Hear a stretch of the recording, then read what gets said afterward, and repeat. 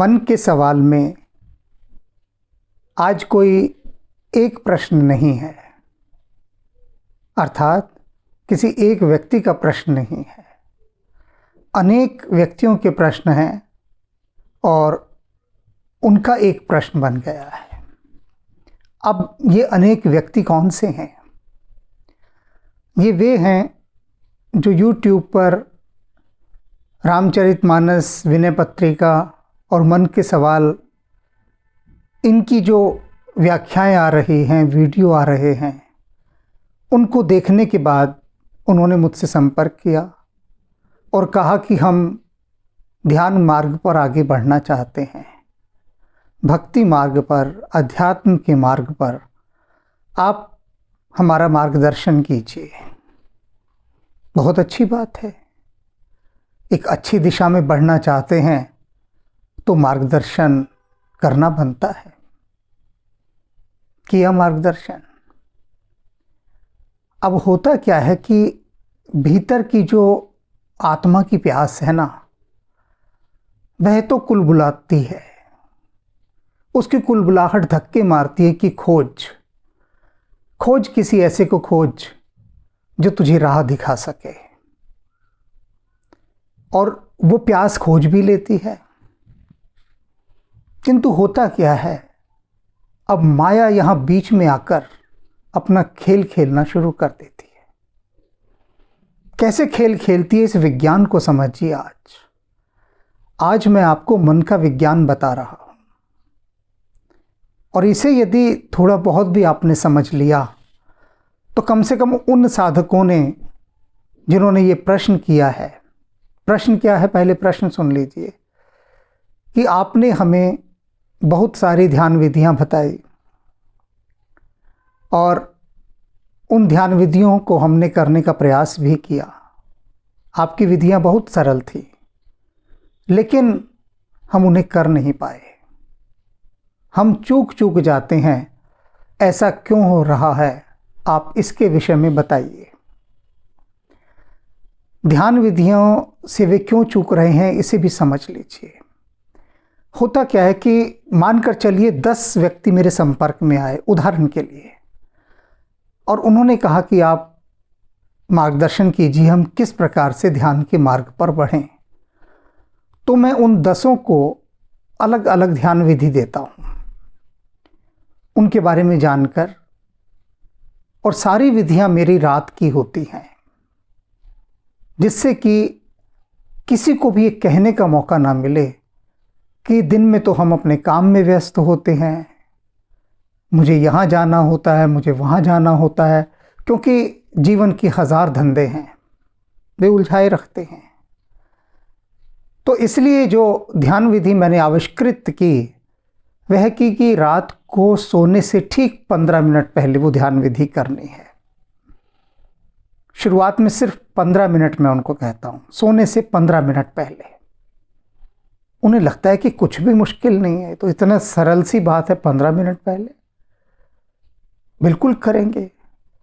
बहुत जोश के साथ वे अपनी स्वीकृति देते हैं कि हम करेंगे। बमुश्किल 2 या 3 दिन कर पाते हैं, फिर नहीं करते। और मैं उन पर पूरी निगरानी रखता हूँ, मेरा चेक रहता है, पूछता हूँ, अपडेट्स लेता हूँ उनसे कि हाँ बताओ, बैठे, ध्यान किया? वो कहते हैं जी नहीं, कुछ ना कुछ तो बहाना बताएंगे ही, रात देर हो गई, मेहमान आए थे, हम शादी में गए थे, या हमारे घर शादी थी, इत्यादि इत्यादि। फिर वे बहुत सारे बहाने बताते हैं या कारण। एक ही बात है, कारण या बहाना, कि इस कारण से हम रात का ध्यान नहीं कर सके। मैं कहता हूं कोई बात नहीं, दोबारा शुरू करो। फिर वे शुरू करते हैं 1 या 2 दिन, और फिर उनका सब ध्यान टूट जाता है। मैं फिर उनसे अपडेट्स मांगता हूं, और आश्चर्य की बात एक है, खुशी की भी बात है, सुखद आश्चर्य है कि अभी तक किसी भी साधक ने झूठ नहीं बोला। नहीं तो वह कह सकता है कि जी मैं रोज़ ध्यान कर रहा हूँ, जैसे आपने बताया था। 10 में से 9 साधक पूरी तरह से असफल हो जाते हैं फेलियर, नहीं कर पाते। और मेरे बार बार पूछने पर आखिर में वो संपर्क करना ही बंद कर देते हैं। अब इस चीज़ को समझिए कि ऐसा क्यों होता है कि आपका मन ध्यान के लिए 15 मिनट नहीं निकाल पाता। सोच रहे होंगे कुछ लोग कि हम तो रोज़ सुबह 15 मिनट बैठते हैं मंदिर के अंदर, अपने दीप जोत घंटी बजाते हैं, पाठ करते हैं, हम तो रोज़ कर रहे हैं। बात सही है, लेकिन ध्यान और पूजा में बहुत फ़र्क है। ये मैं पहले भी समझा चुका हूँ एक बार। जब आपको एक अनुशासित ध्यान विधि दी जाती है, तब मन स्वयं को मानता है कि मैं तो बंधन में आ गया। जो पाठ आप रोज़ कर रहे हैं मंदिर में बैठकर अपनी घंटी बजाकर, वो तो आपका एक रूटीन का हिस्सा हो गया और उसे आप मशीनी एक्ट की तरह करते हैं। पता भी नहीं लगता कि कब पाठ कर लिया, कब समाप्त हो गया। भीतर कोई आनंद नहीं, कोई उत्साह नहीं। एक मशीनी एक्ट की तरह वो सारा का सारा काम हो जाता है। लेकिन जब कोई एक अनुशासित रूप में आपको ध्यान विधि देता है, कोई मार्गदर्शक, तब मन बेचैन हो उठता है। वो कहता है नहीं, ये तो साधना हो गई, तपस्या हो गई। और मन मनुष्य को बचाता है साधना और तपस्या करने से। वो कहता है नहीं करना, बिल्कुल नहीं करना। और ये मन आज से नहीं बचाता, बचपन से बचाता है। अब मैं बताऊं आपको कि मन ऐसा क्यों बना, इसे समझिए आप। घर में जब संतान का जन्म होने वाला होता है, पता लगता है कि संतान आने वाली है, तो उससे पहले ही पूरे घर को चिंता सताने लगती है कि बच्चे का किस स्कूल में एडमिशन कराया जाएगा। जैसे जैसे बच्चे के जन्म लेने की तिथि सामने आती जाती है, वैसे वैसे चिंता और बढ़ती जाती है, बहुत बढ़ती है। कहाँ कराएंगे एडमिशन, जान पहचान निकालते हैं, संबंध बढ़ाते हैं, फिर बच्चे का जन्म होता है। और जन्म के होते ही उस बच्चे को एजुकेशन देनी शुरू कर देती है माँ। पैदा होते ही संसार की शिक्षा बोल बोल कर सुनाएगी, उसे पाठ पढ़ेगी, उसका एकदम शुरू हो जाती है। थोड़ा सा बच्चा बड़ा होता है तो फिर वही चिंता कि स्कूल में डाला जाए, फटाफट अच्छे से अच्छा स्कूल देखा जाए। ठीक है, स्कूल में डाल दिया। अब स्कूल में डालने के बाद माता पिता हाथ धोकर बच्चे के पीछे पड़ जाते हैं कि पढ़ पढ़ पढ़। एक फ्रेम आ गया ना, मैंने जो भी कहा अनुशासन का, साधना का। अब मन बचता है, मन पढ़ना नहीं चाहता। सारे माता पिता चिल्लाते हैं कि पढ़ भाई, तेरा ही काम आएगा, तेरा जीवन संवर जाएगा। सभी के साथ ऐसा हुआ, हमारे साथ भी ऐसा हुआ। हमारे भी माता पिता चिल्लाते थे कि पढ़ते नहीं हो, जीवन बेकार हो जाएगा, नहीं पढ़ोगे तो पढ़ लो। तो सभी एक दबाव बनाते हैं कि पढ़ाई कर लो, जीवन बर्बाद हो जाएगा। कोई भी माता पिता यह नहीं कहता कि ध्यान कर लो, भक्ति कर लो, वरना ये जो मनुष्य जन्म लिया ये व्यर्थ चला जाएगा। किसी ने नहीं कहा। इक्के दुक्के की मैं बात नहीं करता, वह अपवाद है, एक्सेप्शनल केस है। अन्यथा आप देख लीजिए। सोचिए आपने भी कभी अपने बच्चे से कहा कि भाई बैठ जा, थोड़ी देर अपना मन ईश्वर में लगा ले, भक्ति कर, वरना ये जो तूने मनुष्य शरीर लिया है तेरा व्यर्थ चला जाएगा। कभी कहा? नहीं कहा। और अनंत बार यह तो कहा होगा कि पढ़ेगा नहीं तो तेरी जिंदगी बर्बाद हो जाएगी, जिंदगी बर्बाद। और हम उसकी ज़िंदगी आबाद करने के लिए कॉलेज तक उसके पीछे पड़े रहते हैं, जैसे कि कोई कोचवान चाबुक लेके घोड़े को हंटर से मारता ना कि भाग भाग और दौड़, सबसे तेज़ दौड़। इसी तरह से हम उपदेशों का और बहुत सारी सिखावनों का चाबुक लिए अपने बच्चे के पीछे हंटर मारे भागते रहते हैं कि फर्स्ट आ, आगे जा, बढ़िया मार्क्स ला, टॉप क्लास बन, चिल्लाते हैं, उसे आगे बढ़ने के लिए प्रेरित करते हैं। क्यों? सिर्फ कागज़ के एक टुकड़े के लिए जिसका नाम डिग्री है। कि वो डिग्री मिल जाएगी, अच्छी तो नौकरी करेगा। फिर जो बड़े बड़े एग्ज़ाम होते हैं, बहुत बड़े बड़े एग्ज़ाम सरकारी नौकरियों के लिए, जिसमें आदमी बहुत ऊंचा अफसर बनता है, उसके लिए 20-20 घंटे लोग पढ़ते हैं। मैंने देखा है 10 घंटे, 12 घंटे, 16 घंटे, जिसका जो हो। कुछ तो 24 घंटे ही पढ़ते हैं, यानी सपने में भी पढ़ते रहते हैं, क्योंकि उन्हें टॉपर बन के निकलना है, वो बड़े बड़े एग्ज़ाम्स पास करने हैं। तो अब देखिए कि कागज़ की एक डिग्री लेने के लिए आदमी 16-16 घंटे पढ़ाई कर रहा है, 16-16 घंटे। उसे जीवन में राम मिल जाए, उसके जीवन में ऐसा पागलपन तो नहीं आया। कितने मैंने ऐसे प्रसंग सुने कि यदि उच्च परीक्षा नहीं पास कर पाया, उसने सोचा था कि वो आईएएस ऑफिसर बनेगा या इत्यादि, जो बहुत बड़ा सरकारी अफसर बनेगा, उसके लिए परीक्षा दी, उत्तीर्ण नहीं हुआ, तो कहता अब क्या फ़ायदा, जीवन ही समाप्त कर लो। मतलब कितनी मन की और प्राणों की लालसा बड़ी बड़ी नौकरियों के साथ जुड़ी हुई है, बड़ी बड़ी नौकरियों के साथ। और मन क्या होता है, मन फिर उसका अभ्यस्त हो जाता है, हैबिचुअल हो जाता है। मन की हैबिट क्या हो जाती है कि उस चीज़ के पीछे भागना है जिस चीज़ से बहुत पैसा मिले, नौकरी मिले, रुतबा मिले, अहंकार बढ़े। तो बचपन से हम अपने बच्चों को जो पूरी ट्रेनिंग देते हैं, पूरी ट्रेनिंग, उसके मन को, उसको, उसकी शारीरिक व्यवस्था को, बौद्धिक व्यवस्था को, उसके शरीर के पूरे एक तंत्र को, एक सिस्टम को हम एक संकेत दे देते हैं, एक आदेश दे देते हैं कि तुझे वही करना है जिससे सोसाइटी में तू बहुत पैसा कमाए, तेरा नाम हो, इज्जत हो। और उसी के लिए देखो जीवन के व्यक्ति 25 से 30 साल सिर्फ पढ़ाई में खपा देता है। इसलिए पढ़ो पढ़ो पढ़ो पढ़ो, सांसारिक शिक्षा।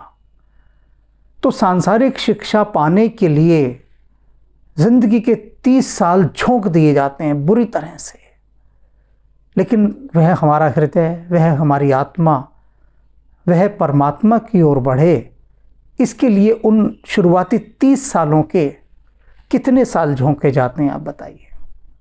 मैंने अभी कहा ना कि कोई भी माता पिता अपने बच्चे के पीछे कभी नहीं पड़ेगा, ना पड़ा कि भाई 1 घंटा बैठकर ध्यान भी कर लिया कर, पूजा पाठ कर लिया कर, नाम सुमरन कर लिया कर। वह परमात्मा जिसने ये शरीर दिया, बुद्धि दी, सब कुछ दिया, हर ऐशो आराम दिया, उसके नाम पर तू थोड़ा आधा घंटा बैठा करना। कभी सिखाया ही नहीं हमने बच्चों को ये बैठना, कभी नहीं सिखाया। और न केवल माता पिता ने सिखाया, हमारी शिक्षा व्यवस्था ने भी नहीं सिखाया। शिक्षा में सारे सब्जेक्ट्स सिर्फ ब्रेन सेंटर्ड हैं, मस्तिष्क को तेज करने वाले, मस्तिष्क की धार तेज करने वाले, हृदय की नहीं। रामधारी सिंह दिनकर कहते हैं ना, और बुद्धि ही बढ़ती गई निशेष, छूट गया पीछे वह हृदय का देश, छूट गया पीछे वह हृदय का देश। तो इस कामयाबी की भागदौड़ में, मारामारी में छूट गया पीछे वह हृदय का देश। जो संवेदनशीलता है, सेंसिटिविटी, उस पर काम नहीं हुआ। तो मन क्या है, अब जब लोग मेरे पास आते हैं, क्योंकि आत्मा तो प्यासी है बचपन से, और भूल चूक से हनुमान जी ने मुझसे मिलवा दिया, तो उन्हें लगता है कि कोई राह मिल रही है, तो कहते कि मार्गदर्शन कीजिए। मैं कर देता हूँ मार्गदर्शन। अभी एक ने कहा कि मेरा मार्गदर्शन कीजिए, मैंने कहा ठीक है। तो मैंने उसे कुछ शास्त्रों का अध्ययन करने के लिए कहा, तो वह क्या कहता है कि इसके लिए ना तो मुझे अपनी फैमिली में डिस्कस करना पड़ेगा, पूछना पड़ेगा कि क्या मैं ये शास्त्र पढ़ लूँ, क्या मैं इन्हें खरीद लूँ। खुद वो समर्थ है, अच्छा उसका बिजनेस है, खूब पैसा है, खूब पैसा है, लेकिन कहता है कि मुझे परिवार से पूछना पड़ेगा, मैं जॉइंट फैमिली में रहता हूं, तो मुझे पूछना पड़ेगा कि क्या मैं उन शास्त्रों को खरीद लूं, क्योंकि हमारा सारा पैसा इकट्ठा होता है। मैंने कहा अच्छा एक बात बता, आज तेरा मोबाइल फ़ोन खो जाए तो क्या तू अपनी फैमिली में पूछेगा सभी से कि मेरा मोबाइल फ़ोन खो गया, क्या मैं दूसरा खरीद लूं? ईमानदार उत्तर देना। उसने कहा नहीं, बिल्कुल नहीं पूछूंगा। मैंने कहा क्या करेगा? बोला फ़ौरन नया फ़ोन खरीद लूंगा एकदम, क्योंकि उसके बिना रहा ही नहीं जा सकता। और मैंने कहा अभी जो तेरे पास फ़ोन है उसकी कीमत क्या है? थोड़ा चुप हो गया, समझ गया था कि मैंने घेरना शुरू कर दिया है। मैंने कहा बताओ ना क्या कीमत है? तो उसने कहा 1 लाख का फ़ोन है मेरा। 1 लाख रुपए का फ़ोन वो तत्काल खरीद सकता है, बिना अपने उस संयुक्त परिवार जिसको वो जॉइंट फैमिली कह रहा है उससे पूछने।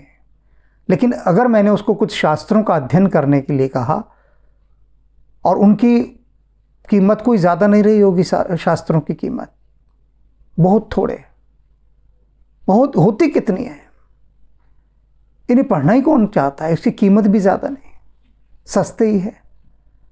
उसके लिए उसने देखो क्या बहाना लगाया। अब बहाना उसने नहीं लगाया, उसका वह मन जिसको बचपन से सिर्फ यही ट्रेनिंग दी गई, यही जिसका प्रशिक्षण हुआ कि तुझे सिर्फ उन चीज़ों की ओर भागना है जिनसे तू और पैसा कमा सके। मन का कोई रस नहीं शास्त्रों में, समझदार है मन उसका। मन जानता है कि अगर इनके कहने पर शास्त्र खरीद लिए तो ये फिर पीछे पड़ेंगे कि अब इन्हें पढ़ बैठकर। पढ़े कौन? कौन पढ़े? पढ़ना ही तो नहीं चाहता। और अनेक तो मुझे यह भी कहते हैं कि आपने जो भी अपनी ध्यान साधना तपस्या से पाया है वह आप हमें दे दीजिए। पहले व्हाट्सएप में पहले यही लिखा होता है कि आप अपनी सारी शक्तियां हमें दे दीजिए। कमाल हो गया भाई, हद हो जाती है। मैं ऐसे ऐसे प्रश्नों को सुनता हूं कि जीवन में खुद कुछ नहीं करना, ना अपना नाम बताएंगे ना कुछ बताएंगे, सीधा लिखेंगे कि आप अपनी सारी शक्तियां हमें दे दीजिए। और उनके व्हाट्सएप का यदि जवाब ना दो तो नाराज़ हो जाते हैं कि आप क्या करेंगे इन शक्तियों को अपने पास रख के, हमें क्यों नहीं दे देते। लेकिन खुद बिल्कुल साधना नहीं करेंगे। तो अपने मन को आज इस दृष्टि से समझिए जो मैं बता रहा हूं, क्योंकि जो सबसे महत्वपूर्ण भाग होता है वह होता है जब आप सोने जा रहे हैं शयन के लिए। उससे पहले सब कुछ पोंछ देना होता है, पूरे दिन का सारा ब्लैक बोर्ड साफ करना होता है। नहीं तो क्या होता है कि विचारों की एक के बाद एक परत, लेयर्स इकट्ठी होती जाती हैं, एक के ऊपर एक लेयर्स, क्योंकि उनको आपने साफ नहीं किया। सब कुछ रिफ्रेश करना होता है, सब कुछ। ये ध्यान विधि बहुत आवश्यक है और हम उन्हीं दिन भर के विचारों की गर्द के साथ सो जाते हैं। आधा घंटा पहले, 15 मिनट पहले, सोने से पहले साधना करना सच में है बहुत मुश्किल, बहुत मुश्किल। क्योंकि सोने आप तब जाते हैं जब शरीर हथियार डाल देता है, हाथ खड़े कर देता है। शरीर कहता है बस बहुत हो गया, अब मैं और काम नहीं कर सकता। तब आप कहते हैं फिर जा, तेरे को बिस्तर पे फेंक देते हैं हम, सो जा थोड़ी देर। तो मन शरीर को बिस्तर पे गिरा देता है, फेंक देता है, और पड़े किसी तरह से नींद आ जाती है। कईयों को तो वो भी नहीं आती। पड़े रहेंगे बिस्तर पर, नींद नहीं आएगी, पड़े रहना स्वीकार है, लेकिन साधना नहीं करेंगे। मैं तो इतने कंफर्ट लेवल बढ़ा देता हूँ, सुविधा इतनी ज़्यादा दे देता हूँ कि आप बिस्तर में बैठ के रजाई में ध्यान करो, एयर कंडीशन बैठकर अपने बेड पर सोने गए हो, पीछे तकिया लगाओ आराम से। ऐसी ध्यान विधि दूंगा कि कंफर्ट लेवल के साथ ध्यान करो। वो भी नहीं होता, वो भी नहीं होता। क्यों नहीं होता? मन कहता है शरीर से कि तू अब ध्यान करेगा रात को सोने से पहले। कुछ अक्ल है तुझे कितना थका हुआ है? हैं? सो जा आराम से। और देख अभी इतना थक हार के तू शादी से आया है, पार्टी से आया है, मीटिंग से आया है, कल कर लेना, आज रहने दे, छोड़। शरीर मान जाता है कि यार ठीक है, ये बात तो सही कही, एक दिन छोड़ देंगे कोई फर्क नहीं पड़ेगा, और छोड़ देते हैं एक दिन। तो वे सभी लोग जो भक्ति मार्ग पर, साधना मार्ग पर बढ़ना चाहते हैं, वे इस बात को समझ लें कि जब तक आप अपने मन का विरोध नहीं करेंगे साधना करने में, तब तक आपका मन आप पर हावी रहेगा। और यदि भूल चूक से इस समय इस वीडियो को कुछ अविवाहित युवक और युवतियां भी देख रहे हों जिनकी अभी शादी नहीं हुई है, कुंवारे हैं, और या वो जिनकी अभी शादी हो गई है, और या वो जिनकी अभी शादी होनी है एकदम ताजी ताजी, वो सब याद रख लें कि सबके घर जब संतान का जन्म हो तो पहले दिन से ही अपनी संतान को परमात्मा की ओर लगाना शुरू कर देना, पहले दिन से। यहाँ भी एक कठिनाई है। कठिनाई बहुत कठिन है डगर पनघट की, कैसे भर लाऊं मदवा से मस्ती। ये तो पनघट है, बहुत कठिन डगर है। और कठिनाई क्या है? अभी मैं जिनको ये सब बता रहा हूँ कि जब तुम्हारे बच्चे पैदा होंगे उनको पहले दिन से ही परमात्मा की ओर लगा देना, तो कई अपने मन में सोच रहे होंगे हम तो आज तक लगे नहीं, हम उसे कैसे लगा दें, क्योंकि उसका महत्व तो खुद तो जाना नहीं, तो उसे कैसे जना दें। लेकिन फिर भी कहीं से तो शुरुआत करनी होगी ना। किसी बात का मर्म समझना तो होगा ना, और उस बात का जो जीवन का सार है, उस बात का। अनेक लोगों से मैं मिलता हूँ जो बहुत बड़ी ऊंची पोस्ट से रिटायर्ड हो चुके हैं, अब रिटायर होकर बैठे हैं, और अब कहते कि हमने पाया तो कुछ नहीं जीवन में। जिस समय हम कुर्सी पर हुआ करते थे, नशे में लहराते थे, मदमाते थे, बल खाते थे, लगता था कि हम खुदा हो गए हैं। अब जब रिटायर हो गए, कुछ नहीं है, शरीर बीमार है, अब देखते हैं तो पाते हैं हमने पाया क्या। हमने तो आज तक परमात्मा की ओर भी एक कदम नहीं बढ़ाया। अब जब सारे शोर शराबों से हटकर शरीर एक तरफ बैठा है, मन एक तरफ बैठा है, तब आत्मा की प्यास उभर कर सामने आती है। तब तो उससे पहले ही बात बन जानी चाहिए। उससे पहले ही लोग क्या कहते हैं, हम बुढ़ापे में परमात्मा का नाम लेंगे, यानी बासी फूल परमात्मा को चढ़ाएंगे जो सूख चुका हो, जिसमें ना सुगंध हो, ना रंग हो, ना ताजगी हो, कुछ ना हो, कुछ भी ना हो, ऐसा फूल चढ़ाएंगे। जबकि परमात्मा पर तो जीवित फूल चढ़ने चाहिए, टूटे हुए भी नहीं। परमात्मा पर तो फूलों का गमला ही रख देना चाहिए, जीवंत, जिसमें लगातार फूल आते ही रहें। परमात्मा की चारों तरफ तो क्यारी लगा देनी चाहिए, फूल तोड़ने की आवश्यकता नहीं, पौधा ही रख देना चाहिए। ये पौधा रखा है प्रभु तुम्हारे आगे, मैं अभी 4 बुके तुम्हारे पास रख जाऊंगा, 2 बुके रख जाऊंगा, सुबह वो कूड़े में चले जाएंगे। तो तेरे मंदिर के बाहर 2 गमले रखती है मैंने फूलों के, अब इसमें फूल आते जाएंगे, ना भी आए तो हरियाली रहेगी। तो वही हरियाली जो बचपन से लेके जवानी तक, शादियां सभी जवानी में करते हैं, सभी। तब कोई नहीं कहता अरे बुढ़ापे में कर लेंगे शादी, क्या जल्दी पड़ी है, वो सभी होती हैं। लेकिन परमात्मा का नाम लेने में तब कहते हैं अभी तो कोई समय नहीं है परमात्मा का नाम लेने का। ये सारे मन के खेल हैं, और इन्हें मन को सामने बिठाकर आपको समझाना होगा। अब ये आप कौन है ये समझ लीजिए। एक आपका शरीर हो गया, एक आपका मन हो गया, अब इनके तीनों से भी ऊपर एक और तत्व है जिसे रित कहते हैं। रित वह तत्व है जो अनुशासित करता है मन को, क्योंकि मन ही कमांड देता है, आज्ञा देता है शरीर को। तो अभी तो मन के चलाए सब चल रहा है ना, तो मन को आदेश देने वाला रित, जिससे आप दूसरी भाषा में विवेक भी कह सकते हैं, उससे थोड़ा उसको नीचे लेकर आया जाए तो समझाने के लिए बस। लेकिन कैसे समझेंगे आप? राम कृपा बिन सुलभ न सोई, और बिनु सत्संग विवेक न होई। साफ कहते हैं तुलसीदास जी, बिनु सत्संग विवेक न होई, राम कृपा बिन सुलभ न सोई।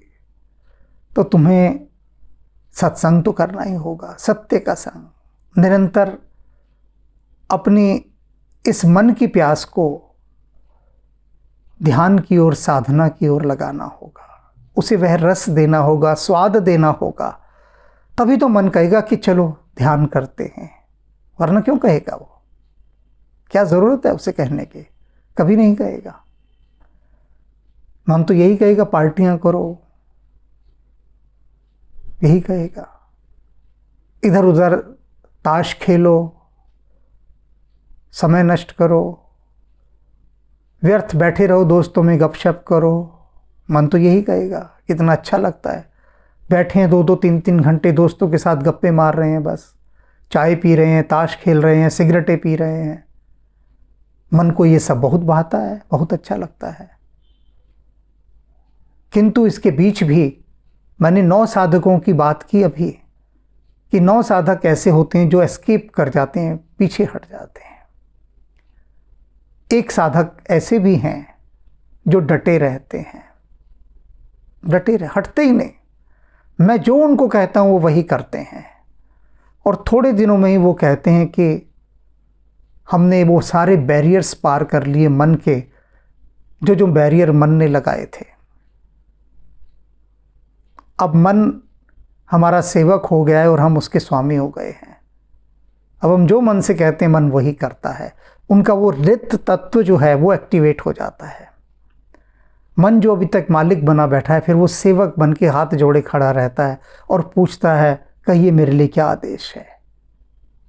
तो मालिक कहता है, आदेश कुछ नहीं, बैठकर ध्यान करना है 1 घंटा। वो कहता है 2 घंटे करूंगा जी। आप 1 क्यों कहते हैं? 2 करूंगा। मन इतना आज्ञाकारी हो जाता है और वो फिर आनंदित भी होता है ध्यान करते करते, क्योंकि ध्यान का अमृत वो चखने लगता है। तो अब वो जो एक कैटेगरी के बच्चे हैं, 9 में से 1, वह एक बनना है, उसकी यात्रा करनी है। तो अनेक वे व्यक्ति भी जो ये कहते हैं कि मन भक्ति में नहीं लग पाता, विचार घेरते हैं, उनको भी इस समस्या का समाधान मिल गया होगा, क्योंकि मैंने मन का विज्ञान यहाँ समझा दिया है। मन कैसे खेल खेलता है, मन के खेल निराले।